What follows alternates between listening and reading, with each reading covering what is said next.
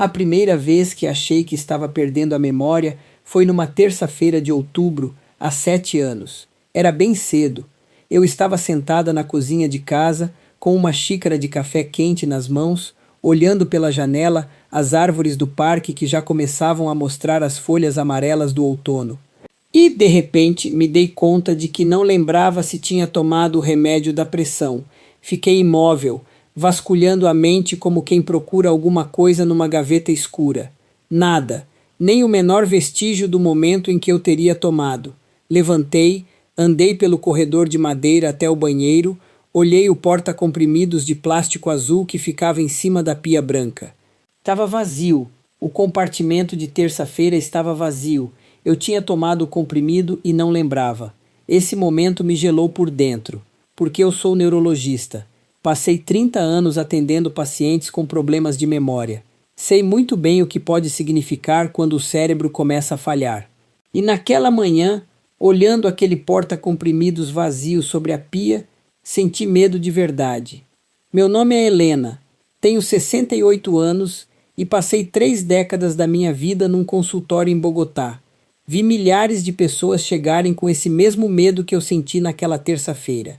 Pessoas que entravam no consultório com uma folha de papel dobrada na mão, onde tinham escrito com letra miúda os esquecimentos que mais as assustavam, porque tinham medo de esquecer o que queriam me contar antes de conseguir me contar.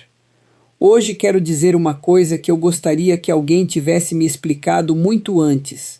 Algo que, durante 30 anos, vi muito poucos médicos dizerem com clareza para seus pacientes mais velhos. A diferença real entre o esquecimento que faz parte do envelhecimento normal e o esquecimento que realmente precisa de atenção médica. E também quero falar de algo que pode mudar tudo.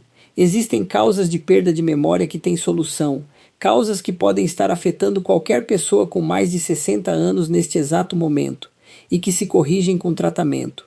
Fiquem até o final, porque há um sinal em especial, perto do fim deste vídeo, que muitas famílias não conhecem e que pode fazer uma diferença enorme. Deixem eu falar primeiro do seu Augusto. Seu Augusto chegou ao meu consultório numa quinta-feira à tarde. Tinha 74 anos, era contador aposentado, cabelo grisalho penteado para o lado e um terno escuro, mesmo fazendo bastante calor naquele dia. Morava sozinho num apartamento do bairro Chapineiro, em Bogotá. Veio acompanhado da filha Marcela, uma mulher de uns 40 anos, de braços cruzados e a expressão tensa de quem já chega com a decisão tomada. Marcela começou a falar antes mesmo de sentar. Disse que o pai não era mais o mesmo, que esquecia as coisas, que morar sozinho era um risco, que era preciso arrumar uma casa de repouso, porque ela já não aguentava mais tanta responsabilidade em cima dos ombros. Seu Augusto deixou que ela terminasse. Tinha as costas retas e o olhar tranquilo. Depois olhou para mim e disse, com muita calma, que a filha exagerava, que o que acontecia com ele era que às vezes não achava onde tinha deixado as chaves. Só isso. Perguntei se depois ele as encontrava. Disse que sim. Quase sempre estavam no mesmo lugar de sempre, mas era o último lugar onde ele procurava. Fiz os testes de avaliação cognitiva que nós neurologistas aplicamos. Pedi que ele guardasse 3 palavras e as repetisse depois de 10 minutos de conversa. Lembrou das 3 sem hesitar. Perguntei que dia era, que mês, que ano. Sabia tudo. Pedi que subtraísse de 7 em 7 a partir de 100, 93, 86, 79. Chegou sem errar. No final, falei a verdade. Disse que a memória dele funcionava muito bem para os seus 74 anos, que o que ele tinha era esquecimento benigno relacionado à idade. E foi aí que Marcela perguntou o que aquilo significava exatamente. Expliquei que era normal. E naquele momento vi algo nos olhos do seu Augusto, um alívio que estava guardado havia tempo e que finalmente encontrava uma saída. Mas prestem bem atenção, porque aqui vem algo importante de entender. Normal não quer dizer que não tem solução. E normal também não significa que todos os esquecimentos são iguais. Existe uma diferença. Uma diferença que depois de 3 décadas de consultório aprendi a enxergar com clareza. E essa diferença nem sempre é fácil de distinguir de dentro, quando a gente é quem esquece. O envelhecimento muda o cérebro. Isso é um fato médico. A partir dos 60 anos, o cérebro demora um pouco mais para processar as informações, para recuperar as lembranças, para aprender coisas novas, e há momentos em que uma palavra que a gente conhece perfeitamente a vida inteira simplesmente não vem quando a chamamos. A gente sente que ela está ali, na ponta da língua, mas não aparece. Isso acontece com todas as pessoas mais velhas. Com todas. E para ser sincera, mais de uma vez aconteceu comigo mesma no meio de uma consulta. O esquecimento normal tem uma característica muito clara: aparece e desaparece. A gente esquece onde deixou os óculos em cima da mesa de cabeceira, mas os encontra. A gente não lembra o nome de um ator no filme da tarde, mas lembra 3 horas depois, quando ninguém mais estava perguntando. A gente entra na despensa sem saber para quê, mas, assim que volta para a sala, lembra. A lembrança existe. Só demorou a chegar. E agora quero falar de algo que muitas vezes é completamente ignorado. O contexto em que a gente vive importa mais do que se imagina. Naquela manhã de terça-feira, com o porta-comprimidos vazio na mão, o que eu não tinha dito a mim mesma era que já passava 4 noites dormindo mal.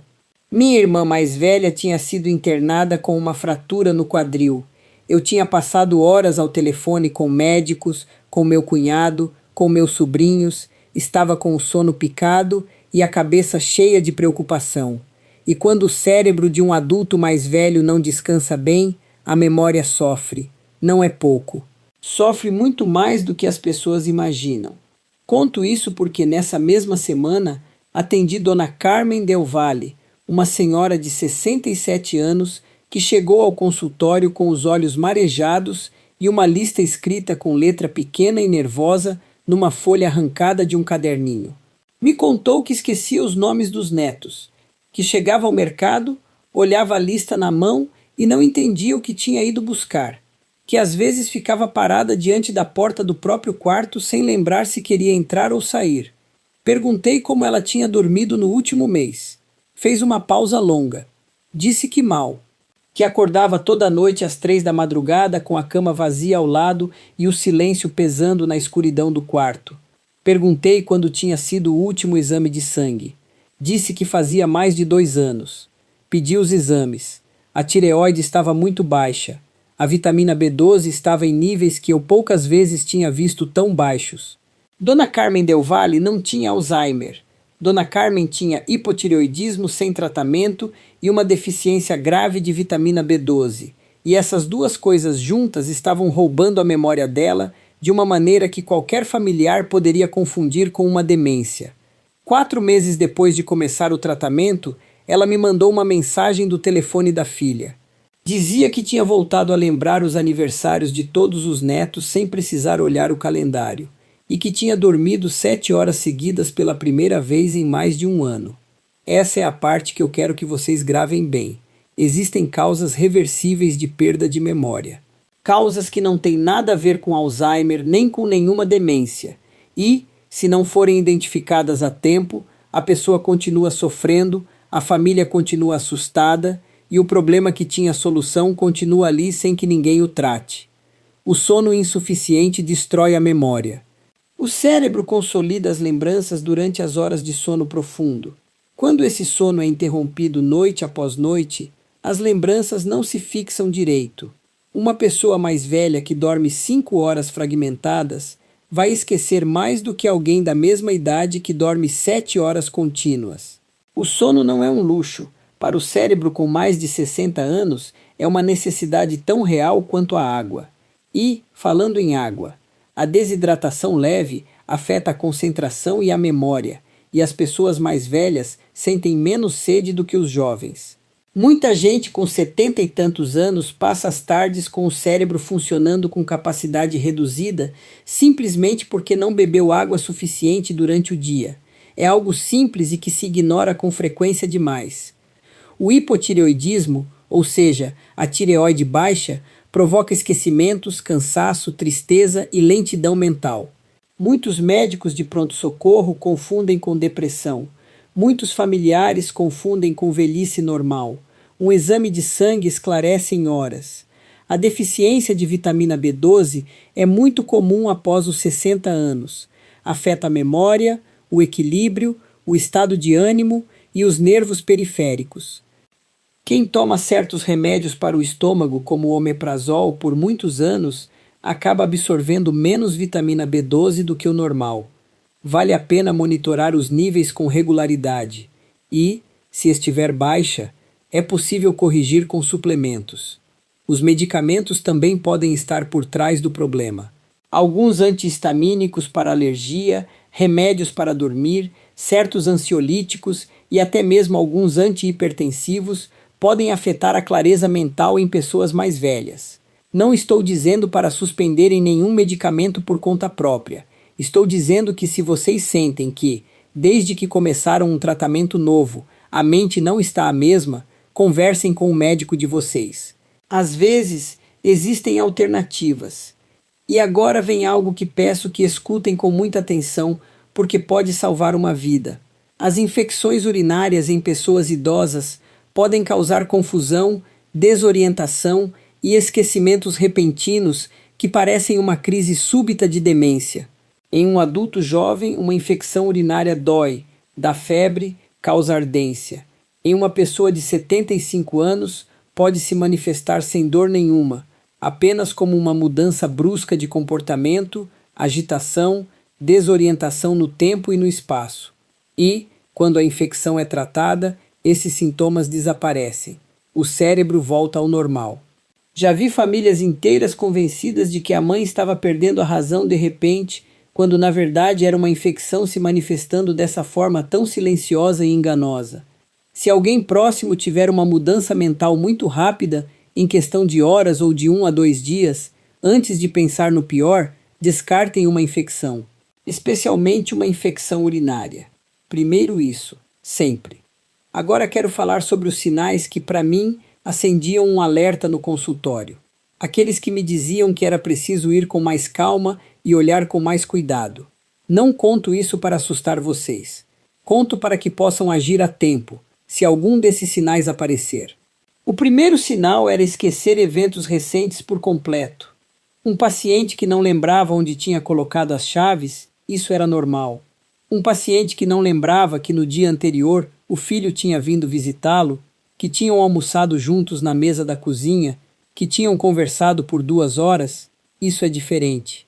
A memória do que aconteceu ontem é uma das primeiras funções que o Alzheimer afeta. Quando essa memória falha, não nos detalhes, mas no evento inteiro, vale a pena consultar um médico. O segundo sinal era fazer a mesma pergunta várias vezes na mesma conversa. Não porque a pessoa seja descuidada ou distraída, mas porque a informação não está sendo registrada, como se a porta da memória estivesse fechada e as palavras do outro não conseguissem entrar. Isso merece atenção. O terceiro sinal era se perder em lugares conhecidos. Uma senhora de 71 anos que não achou o caminho de volta para casa a partir da padaria onde comprava pão a vida inteira.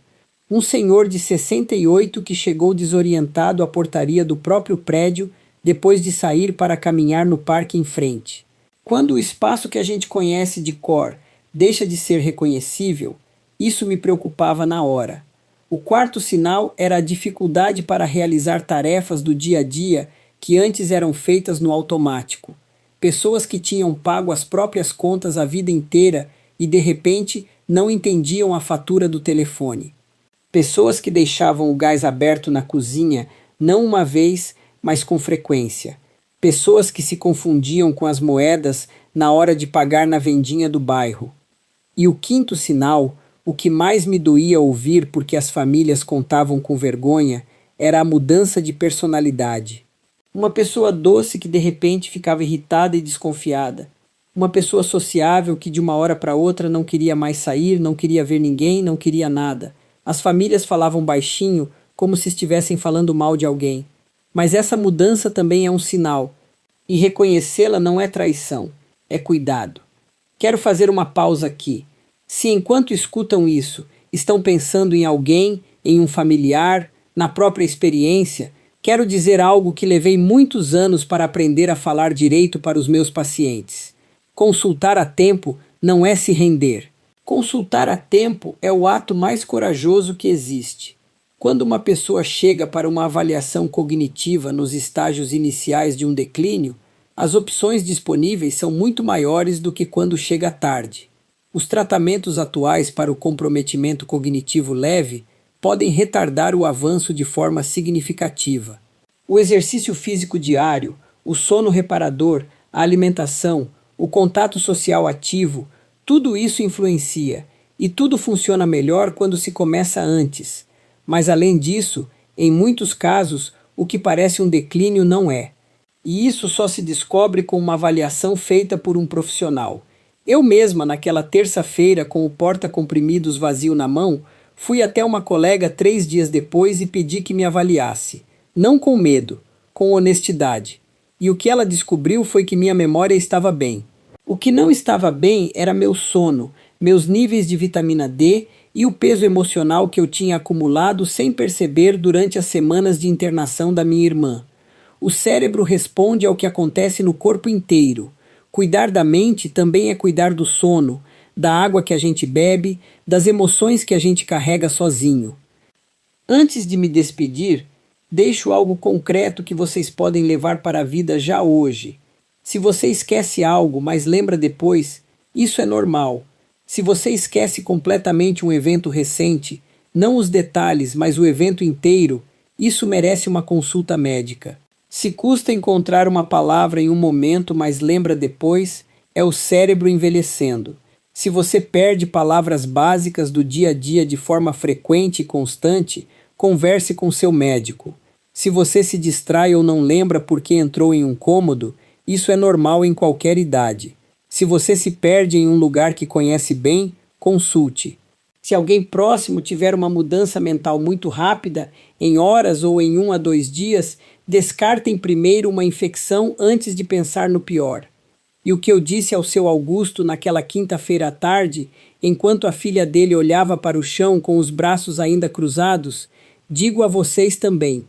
Eu disse que o cérebro humano é o órgão mais resistente que existe, que pessoas de 90 anos com toda a lucidez intacta não são exceção, são o lembrete do que é possível, que o esquecimento benigno não é um caminho inevitável para lugar nenhum, que há muito que a gente pode fazer hoje para proteger a mente que tem. Seu Augusto me olhou e sorriu, e a filha dele, que tinha entrado no consultório convencida de que precisava internar o pai em uma casa de repouso, saiu naquela tarde com uma lista de recomendações para o sono, um pedido de exames de sangue e o endereço de um grupo de caminhada para idosos a 2 quadras do apartamento dele. O que ele precisava não era de uma casa de repouso. Precisava que alguém lhe dissesse a verdade com cuidado. É isso que tento fazer hoje com vocês. Esta informação é educativa e não substitui a consulta médica. Cada pessoa é diferente. E somente um profissional de saúde pode fazer uma avaliação completa e personalizada da sua situação. Se tiverem dúvidas sobre a sua memória ou a de um familiar, por favor, consultem. O que ouviram hoje não é um diagnóstico. Se este vídeo tocou vocês, se sentiram que era exatamente o que precisavam ouvir, compartilhem com alguém que também precise. Um familiar, uma amiga, alguém que está carregando esse medo sozinho e em silêncio. Um vídeo compartilhado pode ser a diferença que alguém estava esperando sem saber. E se quiserem continuar acompanhados nesse caminho, inscrevam-se neste canal. Toda semana trago mais histórias, mais informação e mais verdade dita com respeito e com carinho. Mando um abraço enorme.